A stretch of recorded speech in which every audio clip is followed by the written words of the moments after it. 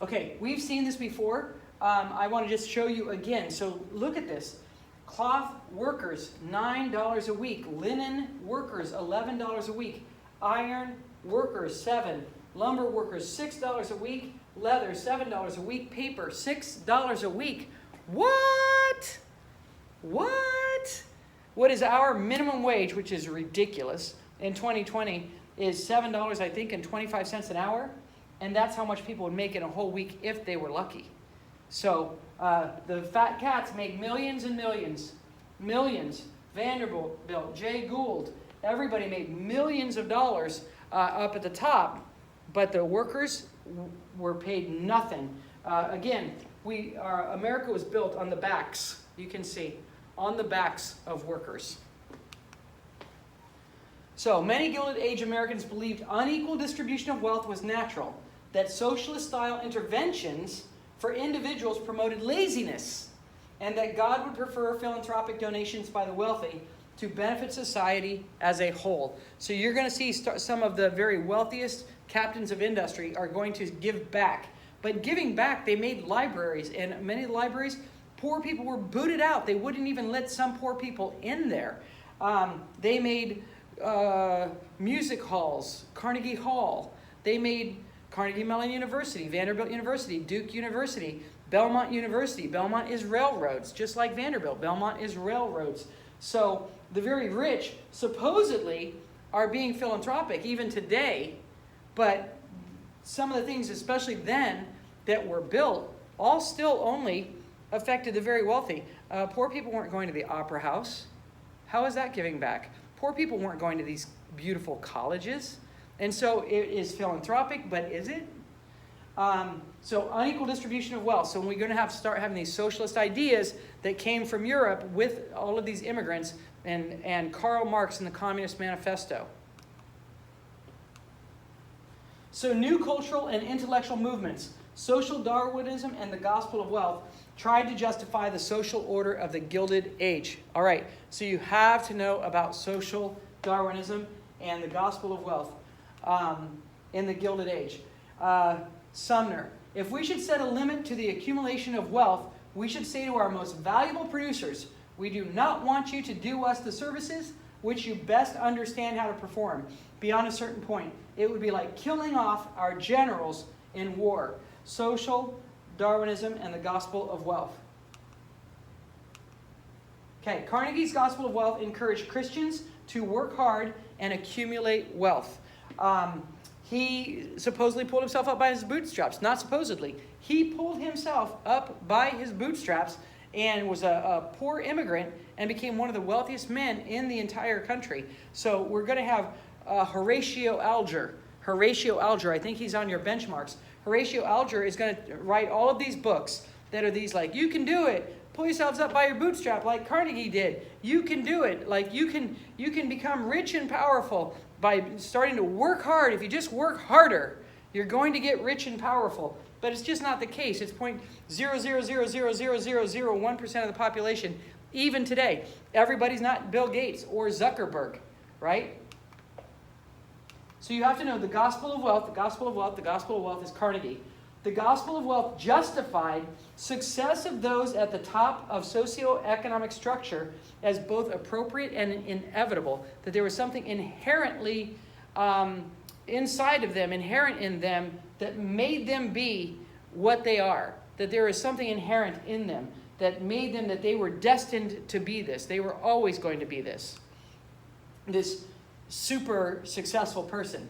The law of competition may be sometimes hard for the individual, but it is best for the race because it ensures the survival of the fittest in every department. Survival of the fittest is social Darwinism. It is not Darwinism. You guys know Darwin. Darwin is the one where the birds' beaks are curved and curved and curved a certain way because of where they live. And that animals, the biggest and strongest, will fight, and the ones that are the biggest and strongest will survive, the others will die. That's just Darwinism. Social Darwinism takes that same premise of survival of the fittest, which is actually Herbert Spencer is the one that started social Darwinism, Herbert Spencer, social Darwinism. But Herbert Spencer said it's the same for societies, that the biggest and strongest societies will survive, like America, like Britain, like France. All of the places that they have imperialized or colonized, that's because they are better, they are superior.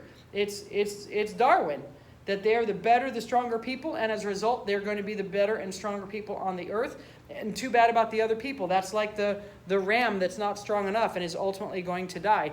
The only difference is we were bigger and stronger only because we had guns. We had guns. Don't be deceived. I think if Africa had gotten the guns first, I think all of this would be reversed, and that we would have been the weaker people, and that we might have been dominated by all of Africa. But it didn't. It was Europe that ended up having these guns, and with all of these guns, we were fighting people.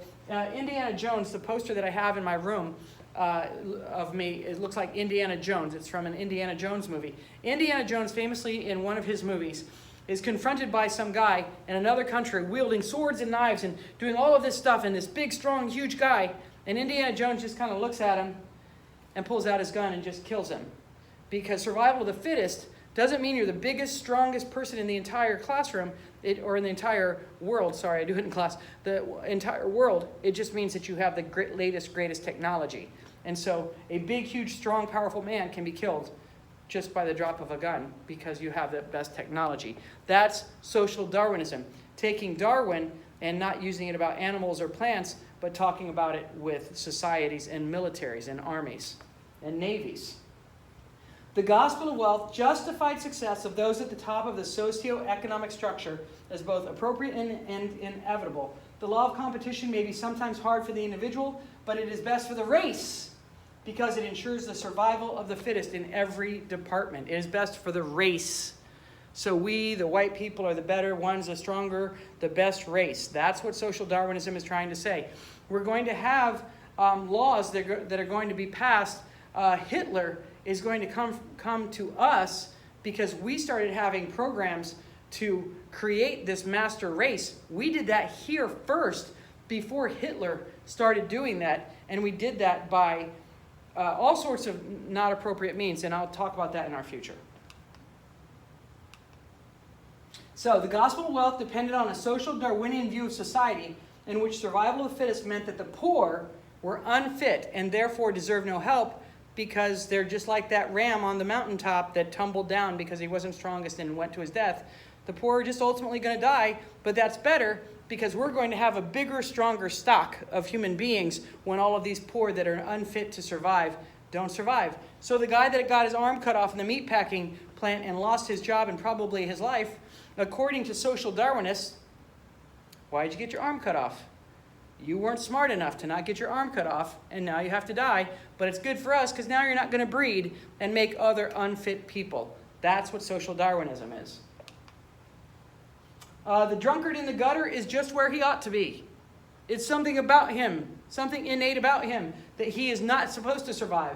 The law of survival of the fittest was not made by man, and it cannot be abrogated, stopped by men. We can only, by interfering with it, produce the survival of the unfittest. That if we stop that drunkard from having a filthy, horrible death in the gutter, then we are preventing Darwin and the survival of the fittest.